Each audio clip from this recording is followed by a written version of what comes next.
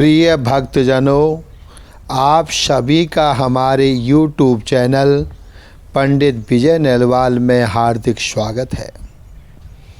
आज मैं आपको पौष मास के शुक्ल पक्ष की पुत्रदा एकादशी की कथा का वर्णन करूंगा। कृपया आप इसे ध्यानपूर्वक सुनिए।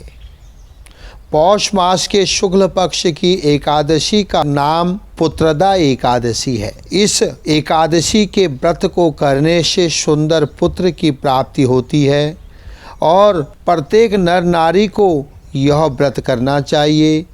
आज पुत्रदा एकादशी में सुदर्शन चक्रधारी भक्तवत्सल भगवान श्री हरि विष्णु की पूजा की जाती है। अब मैं आपको पुत्रदा एकादशी की कथा का वर्णन करता हूँ और इसकी कथा का आप श्रवण करें। भगवान श्री कृष्ण द्वारा अब तक कहे गए वृत्तांत को सुनने के बाद धर्मराज युधिष्ठिर ने आगे पूछा कि हे गोविंद, हे माधव, हे नारायण, हे केशव, हे मधुसूदन, अब आप कृपा करके बतलाइए कि पौष शुक्ल एकादशी का क्या नाम है, इसके व्रत की विधि क्या है और कौन से देवता की इसमें पूजा की जाती है। भगवान श्री कृष्ण ने उत्तर दिया कि हे राजन, इस एकादशी का नाम पुत्रदा एकादशी है। इसमें श्रीमन नारायण भगवान की पूजा की जाती है। इस चर और अचर संसार में पुत्रदा एकादशी के व्रत के समान कोई और दूसरा व्रत नहीं है। इसके पुण्य से मनुष्य तपस्वी, विद्वान और लक्ष्मीवान होता है और इस व्रत के करने से उसे संतान की, पुत्र की प्राप्ति होती है। इसकी मैं एक कथा तुम लोगों को सुनाता हूँ, कृपया ध्यानपूर्वक सुनो। भद्रावती नगरी में सुकेतुमान नाम का एक राजा राज्य करता था। उसके कोई पुत्र नहीं था। उसकी स्त्री का नाम शैब्या था। वह संतानहीन होने के कारण सदैव चिंतित रहा करती थी। पुत्रहीन राजा के पिता रो रो कर पिंड लेते थे और सोचा करते थे कि इसके बाद हमको कौन पिंड देगा। राजा पुत्र न होने के कारण हर समय दुखी रहता था। उसे बंधु बांधव, धन, हाथी, घोड़े, राज्य तथा वैभव आदि सभी अर्थहीन प्रतीत होते थे।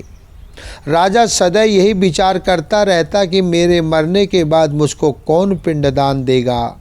बिना पुत्र के पितरों और देवताओं का ऋण कैसे चुकेगा।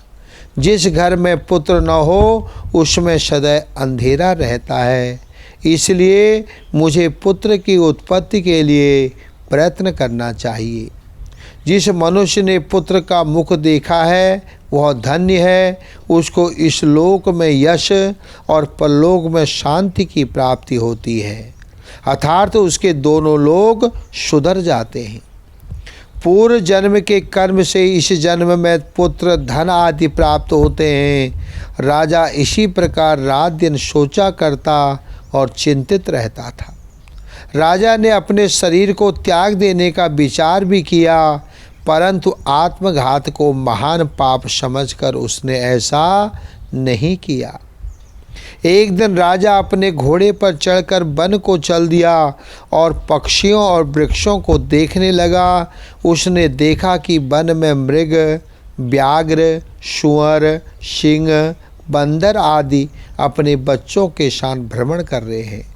हाथी अपने बच्चों और हथनियों के साथ घूम रहे हैं। वन में कहीं गीदड़ अपने कर्कश स्वर में बोल रहे हैं, कहीं उल्लू चीख रहे हैं। वन के इन दृश्यों को देखकर राजा को अपने पुत्रहीन होने का दुख और अधिक पीड़ा देने लगा। इसी उदासी और सोच विचार में दोपहर हो गई। वह विचारने लगा कि मैंने यज्ञ किए, ब्राह्मणों को सुंदर भोजन तथा दान देकर तृप्त किया, फिर भी यह दुख मुझे क्यों प्राप्त हुआ है। प्यास के मारे अत्यंत दुखी राजा पानी की तलाश में इधर उधर फिरने लगा।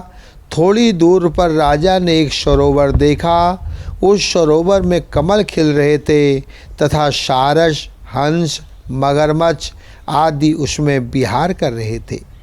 सरोवर के चारों तरफ मुनियों के आश्रम थे। उस समय राजा के दाहिने अंग फड़कने लगे। राजा शुभ शकुन समझकर घोड़े से उतरकर मुनियों को दंडवत करके उनके सामने बैठ गया। राजा को देखकर मुनियों ने कहा कि हे राजन, हम तुमसे अत्यंत प्रसन्न हैं। तुम इस जगह पर कैसे आए हो, सो कहो। इस पर राजा ने मुनियों से उनका परिचय पूछा, फिर अपनी व्यथा कही। मुनि बोले कि हे राजन, पुत्र की इच्छा करने वाले को उत्तम संतान देने वाली पुत्रदा एकादशी है। हम लोग विश्वदेव हैं और इस सरोवर पर स्नान करने आए हैं। इस पर राजा बोला कि हे मुनीश्वर, यदि आप मुझ पर प्रसन्न हैं तो एक पुत्र का वरदान दीजिए। मुनि बोले कि हे राजन, आज पुत्रदा एकादशी है, आप इसका व्रत करें। भगवान की कृपा से आपके अवश्य ही पुत्र होगा। मुनि के वचनों के अनुसार राजा ने उस दिन वहीं एकादशी का व्रत किया। वहीं द्वादशी को उसने व्रत का पारायण भी किया और मुनियों को प्रणाम करके अपने महल को वापस चला आया। उसी मास रानी ने गर्भ धारण किया और 9 माह के पश्चात उसके एक उत्तम पुत्र पैदा हुआ, जो बड़ा होकर अत्यंत वीर, यशस्वी और प्रजापालक चक्रवर्ती सम्राट बना। भगवान श्री कृष्ण बोले कि हे राजन, पुत्र प्राप्ति के लिए पुत्रदा एकादशी का व्रत करना चाहिए। इस व्रत के करने वाले यशस्वी और पितृभक्त पुत्र तो पाते ही हैं, उसके महात्म्य का श्रवण करने मात्र से भी मनुष्य सुंदर संतान और मोक्ष की प्राप्ति करते हैं। बोलो एकादशी मैया की जय। बोलो श्री हरि विष्णु भगवान की जय।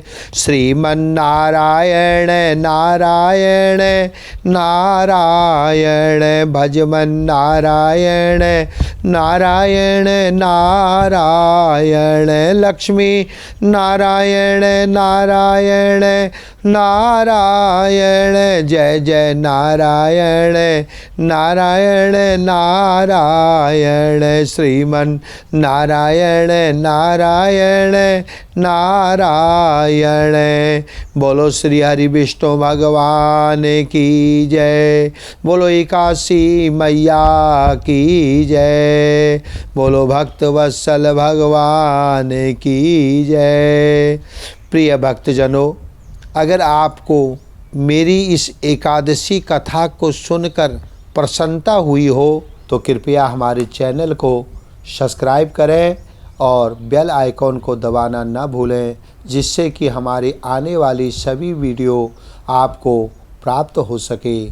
धन्यवाद। राधा गोविंद माधव नारायण श्री हरि। जय हो।